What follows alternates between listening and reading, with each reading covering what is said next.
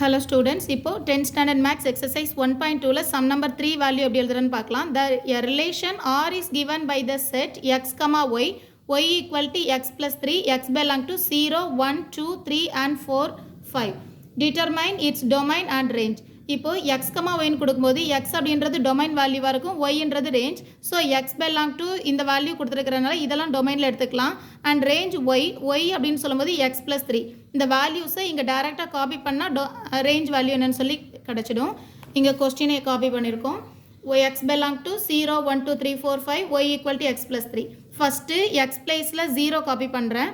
அப்போ இங்கே 0 plus 3, y equal to 3. இது டொமைனாக இருக்கும், 3 வேல்யூ ரேஞ்சாக இருக்கும்.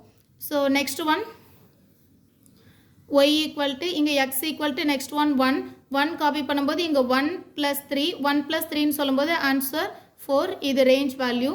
next one x equal to 2 copy பண்ணும்போது y equal to இதில் 2 plus 3 இல்லையா 2 plus 3 2 plus 3 is 5 so 5 is our range and x equal to 3 select பண்ணும்போது y equal to 3 plus 3 இங்க 3 னா 3 plus 3 இல்லையா 3 plus 3 value 6 next one x equal to 4 substitute பண்ணும்போது y equal to 4 plus 3 4 plus 3 is 7 y equal to 7 then x equal to 5 final one 5 copy பண்ணும்போது y equal to 5 plus 3 y equal to 8 answer கிடைக்குது so here our domain value